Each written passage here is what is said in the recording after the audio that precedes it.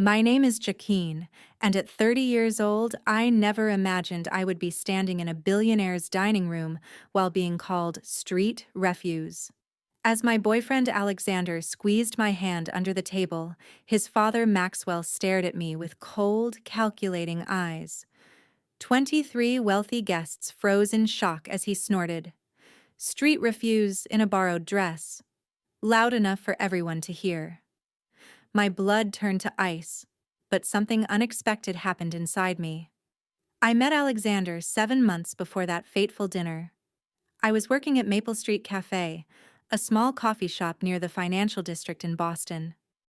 The pay was modest, but the flexible hours allowed me to attend evening classes for my graphic design degree.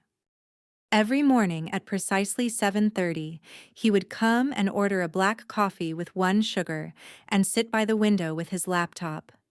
Unlike the other suited executives, who barely looked up from their phones when ordering, Alexander always made eye contact, said please and thank you, and left a generous tip. He had kind blue eyes that crinkled when he smiled, and he never seemed rushed or stressed like the others. "You must really like our coffee," I teased one morning after he had been coming in for about 3 weeks straight. He looked up from his laptop and smiled. "Actually, it is good coffee, but I also enjoy the atmosphere and the service." The way he said it, holding my gaze a second longer than necessary, made my cheeks flush. I learned his name was Alexander Blackwood when I had to call it out for his order. He started staying longer, sometimes asking me questions during my breaks. "Where were you from originally? What brought you to Boston? What did I do besides work at the cafe?" I told him I grew up in a small town in Ohio, raised by a single mother who worked 3 jobs to support us. After high school, I moved to Boston with dreams of becoming a graphic designer, taking classes at night while working full-time. I never mentioned how I sometimes had to choose between buying textbooks or paying my electricity bill. "That takes incredible determination," he said, genuine admiration in his voice. Most people I know had everything handed to them, including me, if I am being honest. That was the first hint that Alexander came from money, though he never flaunted it. He dressed well, but not ostentatiously. His watch was expensive but not flashy. His watch was expensive but not flashy. He drove a nice car, but not the kind that screamed new money. It was only after a month of our coffee counter conversations that he finally asked me to dinner. Our first date was at a small Italian restaurant. Nothing too fancy, but definitely nicer than anywhere I would go on my own budget. The conversation flowed easily. Alexander was intelligent but humble, interested in art and literature as well as business. "My family runs Blackwood Industries," he explained when I asked about his work. "I am in the investment division, but honestly, I would rather start something of my own someday, something that makes a real difference." I had never heard of Blackwood Industries, but I nodded politely. It was only later that night, after a magical evening where we talked until the restaurant closed, that I looked up his family name. My stomach dropped when I realized Alexander was the son of Maxwell Blackwood, the billionaire industrialist whose face occasionally appeared on business magazines. I almost canceled our second date, convinced we lived in completely different worlds. But Alexander called the next day, his voice warm and sincere, as he told me how much he had enjoyed our evening together. Against my better judgment, I agreed to see him again. Over the next 6 months, our relationship deepened. Alexander never made me feel less than him because of my background. He was just as happy eating at my favorite diner as he was taking me to upscale restaurants. He showed genuine interest in my graphic design projects, even offering to connect me with the marketing department at his company. "You have real talent, Jaquine," he would say, looking over my portfolio. "You have real talent, Jaquine," he would say, looking over my portfolio. "Any company would be lucky to have you." When he first told me he loved me, we were walking along the Charles River at sunset. No grand gestures, No expensive gifts, just a simple, heartfelt declaration as we watched the fading light reflect off the water. I realized then that I loved him too, not because of his family name or wealth, but because of his kindness, his integrity, and the way he made me feel valued. Of course, there were moments that highlighted our different backgrounds, like when he casually mentioned skiing in the Alps as a child, or when he did not understand why I was so excited about a $50 bonus at work. But Alexander always listened and learned. He never made me feel ashamed of where I came from or who I was.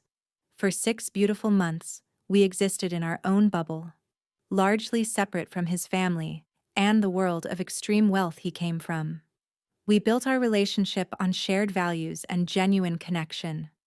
I began to believe that maybe, just maybe, our different worlds would not matter in the end. I had no idea how wrong I was, or how cruelly reality would shatter that illusion on the night I finally met his family. The invitation came on a rainy Tuesday evening in April. Alexander and I were cuddled on my worn sofa in my tiny apartment, sharing takeout and watching an old movie, when he suddenly paused the screen. "My grandparents are celebrating their 60th wedding anniversary next month," he said, his fingers lightly tracing patterns on my arm. "There is going to be a formal dinner at the family estate. I would really like you to come with me." My fork froze halfway to my mouth. "Your family estate? You mean meet your entire family?" Alexander nodded, his expression a mix of hopefulness and something else. Anxiety, perhaps. "It is a big deal, I know. But we have been together for 6 months and you are important to me. I want them to meet you." "Will there be many people there?" I asked, already feeling my stomach tighten with apprehension. "About 30 guests, mostly family, some close friends of my grandparents, a few business associates." He squeezed my hand. "I know it sounds intimidating, but they will love you, Jacqueline." How could they not? His confidence was touching, but did little to calm my nerves. For the next 3 weeks, I obsessed over every detail. What would I wear? How should I speak? What if I used the wrong fork or said something embarrassing? My best friend Sophia listened patiently to my concerns over coffee the following Sunday. "You need a killer dress," she declared. "Something that makes you feel confident." We spent the entire afternoon combing through department stores, but everything suitable for such an event was far beyond my budget. $400 for a dress I would wear once seemed insane when that amount represented half my rent. Seeing my dismay, Sophia offered a solution. "I still have that midnight blue silk gown from my cousin's wedding last year. It would fit you perfectly with a few minor adjustments." "I cannot borrow your dress," I protested weakly, though relief was already washing over me. "Of course you can, and my pearl earrings too. You will look stunning." The week before the dinner, I practiced walking in heels around my apartment. I watched YouTube videos on formal dining etiquette, memorizing which utensil to use for each course. I researched the Blackwood family history so I could make intelligent conversation about their business interests. The night before the event, my sister Elaine called. She had always been my rock, the one who helped raise me after our father left. "Just remember who you are," she said firmly. "You are smart, kind, and worthy of respect, regardless of how much money anyone has. Do not let anyone make you feel small." I clung to her words as I prepared the next evening, taking extra care with my hair and makeup. The borrowed dress fit beautifully, the dark blue material flowing elegantly to the floor. Sophia's pearl earrings added a touch of classic sophistication. Looking in the mirror, I barely recognized myself. When Alexander arrived to pick me up, his expression made all the anxiety worth it. "You look absolutely breathtaking," he whispered, kissing me softly. His car, usually modest by his standards, had been replaced with a sleek black luxury sedan driven by a chauffeur. As we settled into the plush leather seats, Alexander sensed my nervousness. They are just people, Jaquine, he said, taking my hand. Wealthy people, yes, but still just people with their own insecurities and flaws. Just be your wonderful self. The drive took us through increasingly affluent neighborhoods until we turned onto a private road lined with ancient oak trees. As the Blackwood estate came into view, my mouth went dry. It was not just a house, but a mansion that looked like it belonged in a period drama, complete with manicured gardens and a circular driveway where valets waited to park arriving vehicles. You grew up here, I whispered, unable to hide my awe. Alexander nodded, a slightly embarrassed smile on his face. Home, sweet home. Ready? As the car stopped at the entrance, I took a deep breath and reminded myself of my sister's words. I was worthy of respect. I belonged here. But as we stepped out and the enormous double doors opened to reveal the opulence within, I could not shake the feeling that I was walking into the lion's den. The Blackwood Mansion's grand foyer took my breath away. A crystal chandelier larger than my entire apartment hung from a ceiling painted with Renaissance-style clouds and cherubs. Marble floors gleamed beneath our feet, and a sweeping staircase curved majestically to the upper floors. The air smelled of fresh flowers and expensive perfume. Impeccably dressed staff moved silently among the arriving guests, collecting coats and offering flutes of champagne on silver trays. I accepted one gratefully, needing something to calm my nerves and occupy my hands. Alexander, darling. A tall, elegant woman in her 50s approached us, her silver blonde hair swept into a perfect chignon. She air-kissed both his cheeks, before turning her cool blue eyes to me. And you must be Jaquine. Jaquine, my mother, Evelyn Blackwood, Alexander said, his hand reassuring on the small of my back. I extended my hand. It is a pleasure to meet you, Mrs. Blackwood. Blackwood, thank you for including me in this special celebration. Her handshake was brief and formal. Of course, Alexander has mentioned you. The slight emphasis on mentioned made it clear I had been a topic of limited discussion. What a lovely dress! Such an interesting color choice for a spring event. Before I could respond to what was clearly a subtle critique, a younger woman bounded up to us, her warm smile a stark contrast to her mother's restrained greeting. Finally, I have been dying to meet the woman who got my brother to stop bringing those insufferable socialites to family events. She hugged me without hesitation. I am Victoria, the cooler Blackwood sibling. Alexander laughed. My sister lacks my mother's gift for subtlety. Victoria linked her arm through mine. Come on, I'll introduce you to people who actually know how to smile. Most of them anyway. As we moved through the crowd, I became acutely aware of the appraising glances. Victoria introduced me to cousins, aunts, uncles, friends, and business associates, most of whom were polite, if somewhat reserved. The questions began innocuously enough. And what do you do? I asked an older woman, dripping in diamonds. I work at a coffee shop in the financial district while finishing my degree in graphic design, I answered honestly. How quaint, she replied, her smile not reaching her eyes. A barista. How did you and Alexander meet? Each time I explained our coffee shop meeting, I watched the subtle shifts in expression. Raised eyebrows, exchanged glances, thin smiles. The unspoken judgment was palpable.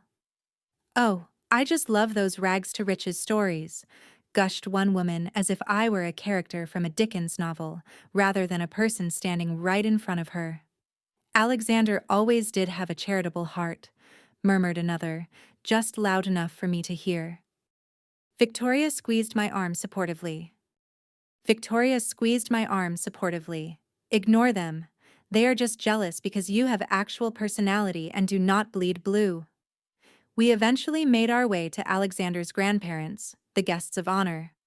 I had expected more of the same thinly veiled condescension, but Henry and Eleanor Blackwood surprised me with their warmth.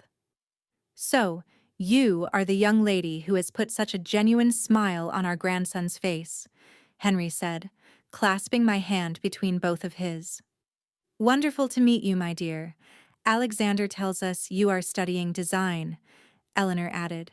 I would love to hear about your project sometime. Their kindness was a momentary respite from the scrutiny, but as we moved away, Victoria leaned in to whisper, Grandpa and Grandma are the best of the bunch.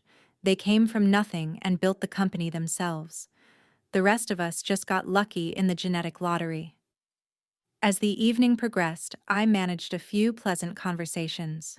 A young cousin of Alexander's who was studying art history, an elderly aunt who had traveled extensively and loved hearing about my small hometown, and a business partner of the family who seemed genuinely interested in graphic design. But for every friendly interaction, there were 3 or 4 that left me feeling examined and found wanting. Comments about my accent, subtle digs about my education, questions that probed at my family background as if searching for something scandalous. Through it all, Alexander remained attentive, his hand rarely leaving mine, stepping in when conversations became too pointed, but even he could not shield me from the moment I had been dreading most. There is my father, Alexander said, quietly nodding toward a distinguished-looking man holding court across the room. Maxwell Blackwood was tall and imposing with steel-gray hair and Alexander's blue eyes, though his held none of his son's warmth. Should we go say hello? I asked, though every instinct told me to avoid this man. Alexander hesitated. We should just, he began. He can be abrupt. Do not take anything personally. We approached Maxwell as he finished a conversation about stock prices. He turned to us, his gaze sweeping over me in a quick assessment before returning to his son. Alexander, a deep voice interrupted. Aunt Anne? Father, I would like you to meet Jaqueen Miller. Jaqueen, my father, Maxwell Blackwood. I extended my hand. It is an honor to meet you, Mr. Blackwood. He took my hand briefly, his grip firm to the point of discomfort. Indeed, that was all. No pleasantries, no welcome, just a single word that somehow managed to convey both dismissal and disapproval. A staff member announced dinner would be served, saving us from the awkward silence that followed. As Alexander guided me toward the dining room, I caught Maxwell watching us. His expression unreadable, but unmistakably cold. That went better than I expected, Alexander whispered. But the tension in his voice belied his words. The warning bells in my mind grew louder as we entered the ornate dining room. Something told me the worst was yet to come. The dining room was a testament to old money and refined taste. A massive mahogany table stretched beneath another sparkling chandelier, set with gleaming silver, fine china, and crystal glasses that caught the light.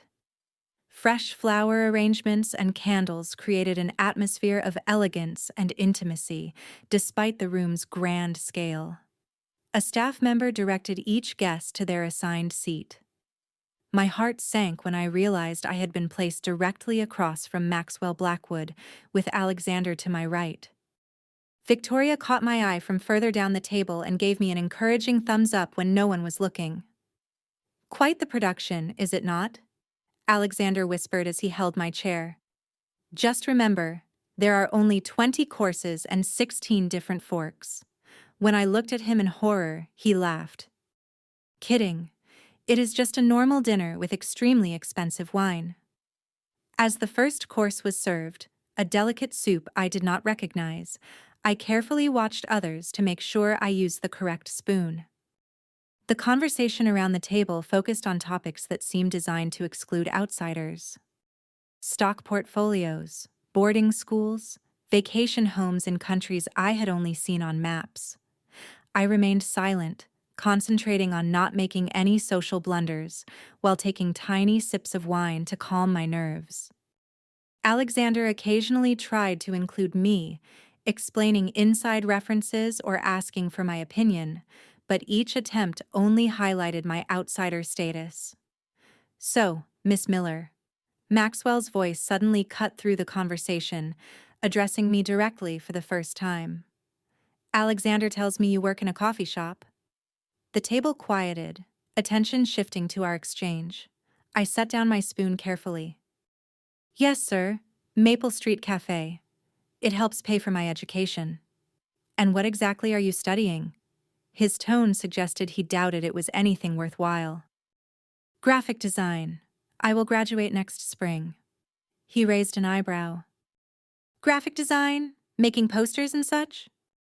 Actually, father, Alexander interjected. Jacqueline is extremely talented. Her work focuses on brand identity and digital marketing solutions. Maxwell ignored him. And where did you say you were from originally? A small town in Ohio, Millfield. Never heard of it. He took a sip of wine. What does your father do? The question was a landmine, and from Maxwell's expression, he knew it. Alexander tensed beside me. My father left when I was young, I answered evenly. My mother raised my sister and me on her own. And what does she do? Your mother. She works in retail now. Before that, she cleaned houses and waited tables, whatever it took to support us. A few seats away, I heard Eleanor Blackwood murmur approvingly. A strong woman. Maxwell's mouth twitched downward. Indeed. From service work to service work, through the generations. Fascinating. Alexander set down his fork with more force than necessary. Jacqueline's mother made incredible sacrifices to give her daughters opportunities. She should be admired, not condescended to. The second course arrived, temporarily halting the interrogation. Alexander squeezed my hand under the table, his silent support the only thing keeping me from fleeing the room. As dinner progressed through multiple courses of increasingly elaborate food, Maxwell continued to direct pointed questions my way between conversations with other guests. Did you attend university immediately after high school, or did you discover your intellectual curiosity later in life? That is an interesting accent. Is that common where you come from? Have you ever been to Europe? No. A pity. Travel is so educational for those with limited exposure to culture. Each question was phrased to seem innocent while carrying a clear message. You do not belong here. By the time the main course arrived, an exquisitely prepared beef tenderloin, my nerves were frayed. I reached for my wine glass, misjudging the distance in my anxiety, and knocked it slightly. A few drops of red wine splashed onto the pristine white tablecloth. I am so sorry, I gasped, mortified, as a server rushed over with a clean napkin. No harm done, Alexander assured me, but his father's cold chuckle drew everyone's attention. Careful with that, Maxwell said loudly. That wine costs more than you probably make in a week. An uncomfortable silence fell over the table. Alexander's face flushed with anger. Father, that is enough. Maxwell leaned back in his chair, swirling his own wine. I am merely stating fact, son. No need to be sensitive. His gaze shifted back to me, more direct.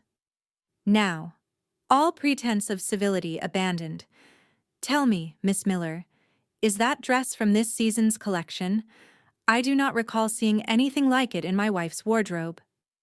The question was so blatantly designed to embarrass that several guests looked away in discomfort. I felt my cheeks burning, but kept my expression neutral. It belongs to a friend. She was kind enough to lend it to me for tonight. Ah! Maxwell nodded, his eyes glittering with malice. Borrowed finery, I thought as much. Alexander started to rise from his seat.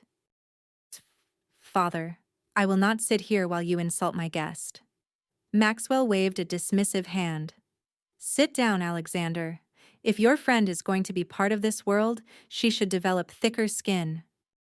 My skin is plenty thick, Mr. Blackwood, I replied quietly. It had to be growing up the way I did. Something in my calm response seemed to infuriate him. He set down his glass and leaned forward, his voice dropping to a dangerous register that nonetheless carried throughout the now silent room. Let me be clear, Miss Miller. My son may be temporarily amused by slumming it with you, but make no mistake. You are street garbage in a borrowed dress, and you will never belong in this family or this world. 23 pairs of eyes fixed on me. Evelyn Blackwood stared at her plate. Victoria's mouth hung open in shock. Alexander was halfway out of his chair, rage contorting his features. My blood turned to ice. In that moment, everything slowed down. I saw Maxwell's cruel eyes locked with mine, savoring my public humiliation. I felt the weight of every guest's attention, witnessing what Maxwell assumed would be my destruction. But something unexpected happened inside me. A lifetime of being underestimated, of fighting harder for everything I had, of proving people wrong rose up like a wave. A strange calm washed over me. I rose slowly from my seat, a pounding smile forming on my lips. What happened next would change everything. I stood tall, smoothing the borrowed blue silk of my dress. The room remained frozen in shocked silence, all eyes on me. Maxwell's expression was one of smug satisfaction, clearly expecting me to run from the room in tears. Instead, I picked up my water glass and took a small, deliberate sip before setting it down carefully. Street garbage. I repeated the words slowly, my voice steady and clear in the silent room. What an interesting choice of words, Mr. Blackwood. I looked around the table, making brief eye contact with several guests. I want to thank you, actually. I have been struggling with a moral dilemma for months, and you just made my decision remarkably easy. Maxwell's smug expression faltered slightly. What are you babbling about? Alexander believes I work only at a coffee shop. That is partly true. I do work there mornings, but for the past 2 years, I have also been working as a part-time investigative journalist for the Boston Sentinel. A ripple of whispers circled the table. Maxwell's face remained impassive, but I noticed his knuckles whitening around his fork. 6 months ago, before I met your son, I was part of a team investigating corporate fraud in the shipping industry. During that investigation, a name kept appearing in our documents. Your name? Mr. Blackwood. Now the color drained from Maxwell's face. Beside me, Alexander had gone completely still. Our investigation uncovered evidence suggesting Blackwood Industries has been systematically falsifying environmental compliance reports for its cargo fleet. We found documentation of waste dumping in protected waters, carbon emissions far exceeding reported levels, and what appears to be a sophisticated system of bribes to inspection officials in 3 countries. The silence in the room had transformed from shocked to stunned. Victoria's eyes were wide, darting between her father and me. Eleanor Blackwood pressed a hand to her chest, while Henry's expression had darkened considerably. When I realized who Alexander was, I faced an ethical quandary. I immediately disclosed our relationship to my editor and removed myself from the investigation. I even convinced the paper to delay publication while we sought additional corroborating sources. I leaned forward slightly, my eyes locked with Maxwell's. I did that out of respect for Alexander because I fell in love with him. I did not want his family's potential wrongdoing to taint what we had, but I never told him about the investigation because I did not want to put him in an impossible position. Alexander turned to me, his expression a complex mixture of shock, confusion, and something else I could not quite name. Joaquin, is this true? I nodded briefly, touching his hand. I am sorry I kept this from you. I was trying to protect both you and the integrity of the investigation. Turning back to Maxwell, whose face had now flushed an alarming red, I continued. The paper agreed to hold the story, not because we lacked evidence, but because I requested more time to ensure absolute accuracy. I wanted to be certain before potentially destroying the reputation of my boyfriend's family business. I straightened my shoulders. But you have just made something very clear to me, Mr. Blackwood. You see, I have been carrying around photographs of you meeting with inspection officials on your yacht, documents with your signature authorizing the falsification of environmental reports, recordings of your executive team discussing how to hide toxic waste disposal from regulators. A glass shattered somewhere down the table. Maxwell had pushed back his chair and was half standing. This is preposterous. You are making wild accusations with no basis. In fact, I will sue you and your publication for defamation. I smiled calmly. You are welcome to try. The Sentinel's lawyers have vetted every document, every photograph, every recording. The story was ready to run 3 months ago. I was the one who asked them to wait. Why would they listen to a coffee shop girl? Because the evidence I personally gathered was the linchpin of the entire investigation, and because Pulitzer Prize-winning journalists tend to have some influence in their newsrooms. This was stretching the truth slightly. I hadn't won a Pulitzer, but my mentor at the paper had, and he had indeed advocated for my request to delay publication. You see, Mr. Blackwood, I continued, I grew up with nothing, as you so eloquently pointed out. That taught me to work twice as hard to pursue education however I could get it. I worked full-time while putting myself through journalism school before switching to graphic design. I took the barista job because it offered flexible hours, but I never stopped working as a journalist. I reached for my phone in my small clutch purse. So, I would like to thank you for removing any doubt about what I should do next. I typed a quick message while continuing to speak. That was a text to my editor informing him that I am formally removing my objection to publication. The Sentinel will run our investigation in tomorrow's edition and online at midnight tonight. I believe the headline mentions your name specifically. The room erupted in chaos. Maxwell lunged forward, his face contorted with rage. You little nothing! Do you have any idea who you are dealing with? I will destroy you. Alexander stood and stepped between us. That is enough, father. You will not speak to her that way. You fool! Maxwell hissed at his son. Can you not see what she has done? She used you to get close to this family. I shook my head. No, Mr. Blackwood. Blackwood. I fell in love with your son despite his connection to you, not because of it. When I realized who he was, I immediately disclosed the conflict of interest and removed myself from the investigation. Alexander. Evelyn finally spoke, her voice tight with alarm. Surely you cannot believe this. This person over your own father? Alexander looked at me, his expression unreadable. Did you really not know who I was when we met? I had no idea, I said softly. You were just the kind man who always ordered black coffee with 1 sugar, and actually looked me in the eye when saying, "Thank you."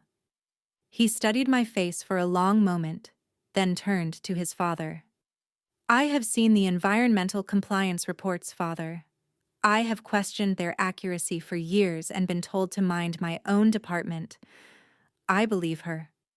Maxwell's face turned purple. You ungrateful boy. Everything I have built, everything you stand to inherit, and you side with this nobody. Her name is Jacqueline, Alexander said firmly. And yes, I do. Several guests had begun making discreet exits, murmuring awkward apologies. Victoria had moved to stand near us, her expression a mixture of shock and what appeared to be reluctant admiration. Well, she said, breaking the tension slightly. This is certainly the most exciting anniversary dinner we have ever had. Henry Blackwood, who had remained silent until now, slowly rose from his seat at the head of the table. Maxwell, my office now. As Maxwell stormed out with his father, Evelyn following close behind, I turned to Alexander. I should go. I will drive you, he said immediately. I shook my head. No, You need to be with your family right now. This is going to be a difficult night for all of you, and I am the last person who should be here. Jacqueline, please, we need to talk about this. We will, I promised, but not tonight. Call me tomorrow if you still want to. As I gathered my things, Eleanor Blackwood approached. To my surprise, she took my hands in hers. My dear, while I cannot say I am pleased about tomorrow's news, I must admit you showed remarkable courage tonight. No one has stood up to Maxwell like that in decades. I swallowed hard. I am sorry this celebration was ruined. She smiled sadly. 60 years of marriage teaches you that truth, however unpleasant, is always preferable to comfortable lies. I left the mansion with my head held high, declining Alexander's repeated offers to accompany me. As the taxi drove me away from the estate, I watched the grand house recede in the rear window, wondering if I had just destroyed the first real love I had ever known. My phone buzzed with a message from my editor. Got your text. Running the story at midnight. Are you okay? I typed back. Yes, it was the right decision. But as the taxi continued through the night, tears finally began to fall. Not because of Maxwell's cruelty or the public humiliation, but because in standing up for the truth, I might have lost the man I loved. The following morning, the Boston Sentinel's headline read, Blackwood Industries' Environmental Fraud and Corruption Exposed. My byline appeared alongside two senior reporters. The story detailed years of systematic environmental violations, falsified reports, and bribes to officials. It included damning photographs, excerpts from internal memos, and quotes from former employees who had agreed to speak anonymously. I had not slept. After returning to my apartment, I had spent hours on the phone with my editor and the paper's lawyers, going over every detail one final time before publication. When the story went live at midnight, I watched my phone, half expecting it to ring with Alexander's name on the screen. It never did. By 8 a.m. in the morning, the story had been picked up by national news outlets. By noon, Blackwood Industries' stock had plummeted 20%. By evening, the EPA and Department of Justice had announced preliminary investigations. My phone rang constantly, but never with the one call I was waiting for. Colleagues congratulated me on the breakthrough story. My editor offered me a full-time position. Other news organizations reached out with job offers. Through it all, I felt hollow. You did the right thing, my sister Elaine assured me when I finally answered her call.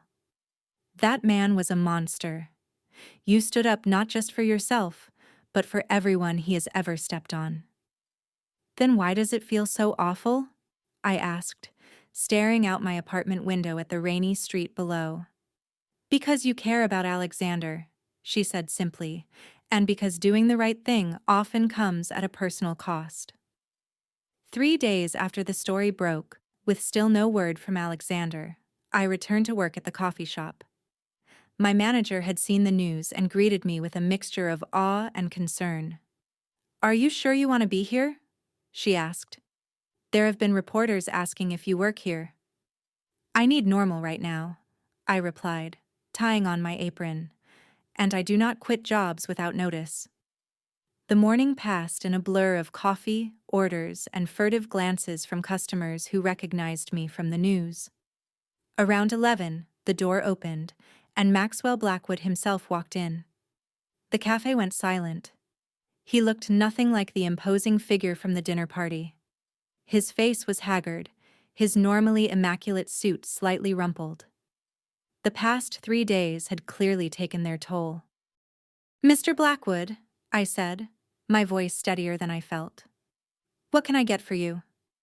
A word, he replied gruffly. In private. My manager stepped forward protectively. Sir, if you are here to harass my employee, it's okay, I assured her. I will take my break now. I led Maxwell to a corner table far from the other customers. We sat across from each other, the tension palpable. Have you come to threaten me in person? I asked quietly. He stared at me for a long moment.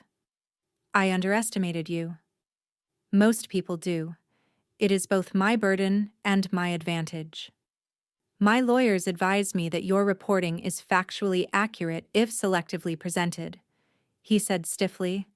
They believe a lawsuit would only draw more attention to the story and likely fail. Is that an admission of guilt? His jaw tightened. It is an acknowledgement of your thoroughness. The board has placed me on administrative leave pending the investigations. I leaned forward slightly.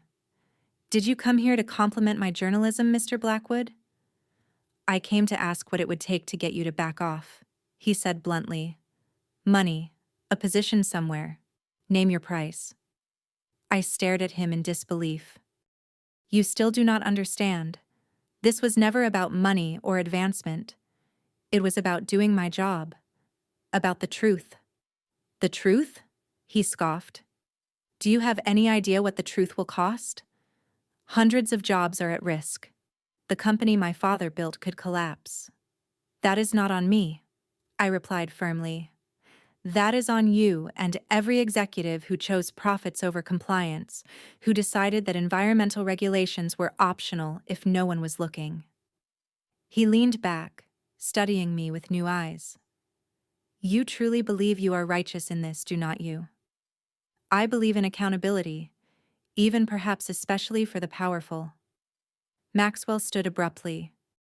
My son has not been home in 3 days. His mother is beside herself. Whatever game you are playing with him. I love Alexander, I interrupted. This was never a game, and I have not heard from him since the dinner. Something flickered across Maxwell's face. For a moment, he looked almost human. He always was too idealistic for the business, like my father. Without another word, he walked out. That evening, as I was preparing dinner in my small kitchen, there was a knock at my door. When I opened it, Alexander stood there, unshaven and exhausted looking. Hi, he said simply. Hi, I whispered back, my heart racing. Do you want to come in? He nodded, stepping past me into the apartment. We stood awkwardly for a moment before both speaking at once. I should have told you. I should have called. A ghost of a smile crossed his face. Ladies first. I took a deep breath. I should have told you about the investigation. I convinced myself I was protecting you from an impossible choice, but really I was afraid of losing you, and I should have called sooner. He replied, I needed time to process everything, to look into the evidence myself, to confront my father. And did you? He nodded grimly. The evidence is irrefutable. He did everything your article claimed and more. I accessed files even your investigation did not uncover. He ran a hand through his disheveled hair. My whole life I looked up to him. I knew he was harsh, even cruel sometimes, but I thought at least he ran the business with integrity. I gestured to the couch, and we both sat, maintaining a careful distance between us. Where have you been the past 3 days? I asked. A hotel mostly, meeting with company lawyers. Talking with my grandfather about the future of the company. He looked at me directly, and thinking about us. My heart constricted. And what conclusion did you reach? That I fell in love with a woman who is braver and more principled than I gave her credit for. He reached for my hand. That I am angry you did not trust me with the truth. But I understand why. I am so sorry, Alexander. I know. And I am sorry I did not stand up to my father sooner, that you had to endure his cruelty before I saw him clearly. He squeezed my hand. My family is in chaos right now. My mother is not speaking to me. Victoria is the only one who seems to think I did the right thing by supporting you. What happens now with the company? My grandfather is temporarily stepping back in as CEO. We are cooperating fully with the investigations, preparing to make restitution. He sighed heavily. It will be a long road back to respectability, if we can get there at all. And what about us? I asked the question I had been afraid to voice. Alexander was quiet for a moment. I do not know, Jacqueline. I love you. That has not changed. But there is a lot of pain and broken trust on both sides. I understand, I said, fighting back tears. No, you do not, he said gently. I am not ending things. I am saying we need to rebuild slowly, with complete honesty between us.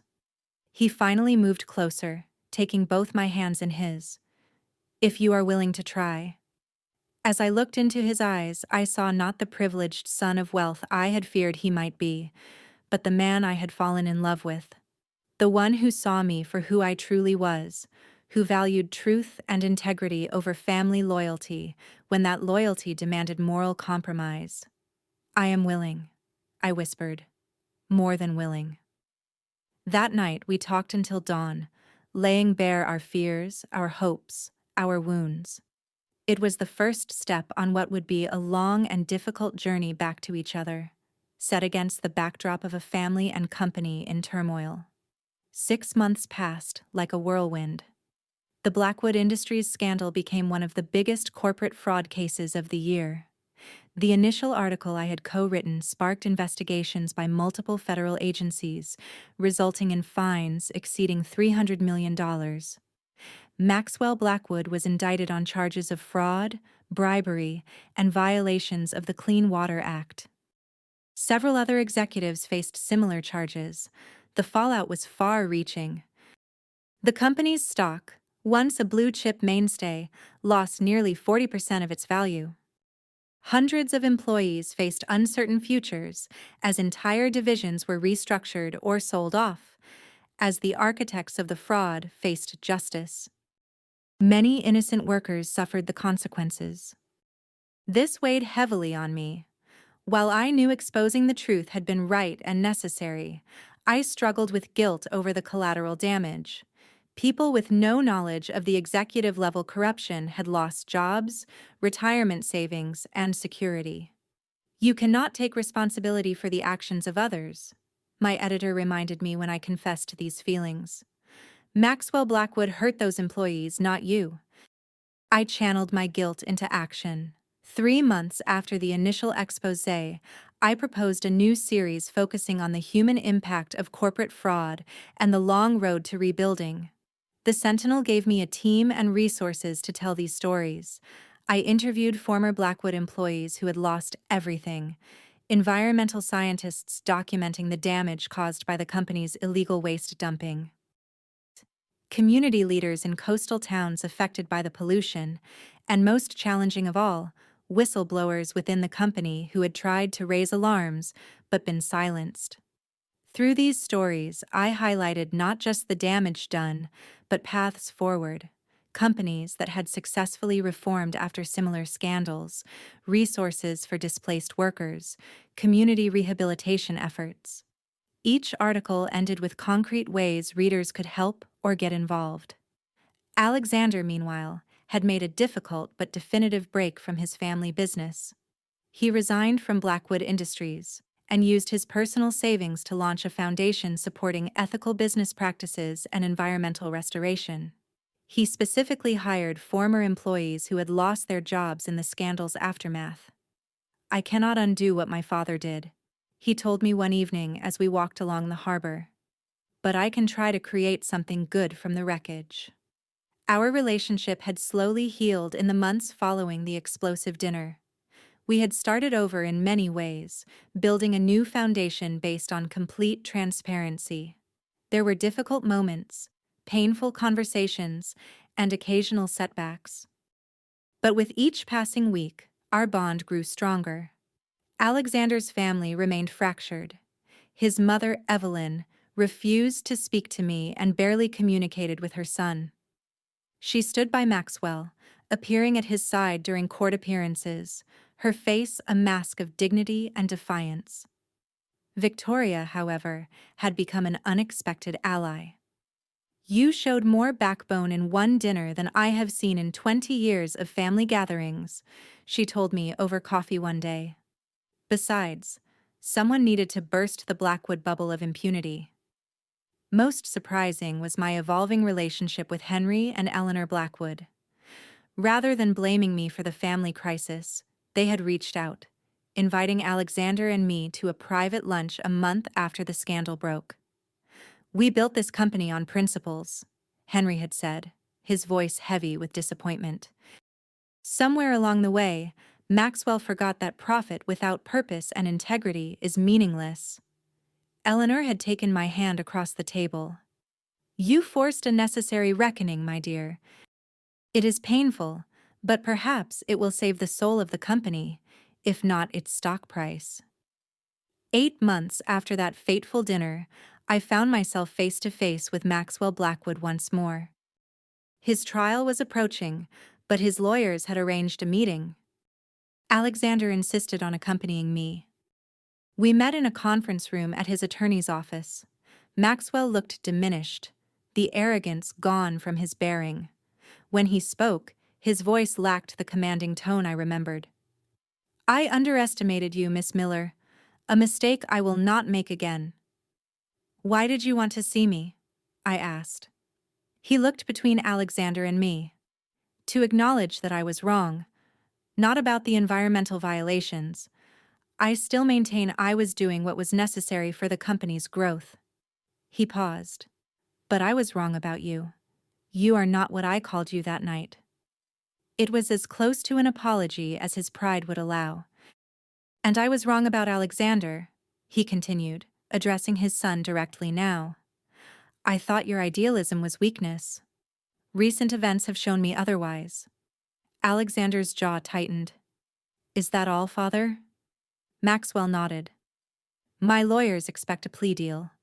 I will likely serve time." He gave a hollow laugh. "From boardrooms to prison cells. Quite the fall." As we left the meeting, Alexander took my hand. "Are you okay?" "I think so," I replied. That was as close to a Maxwell Blackwood apology as anyone will ever get.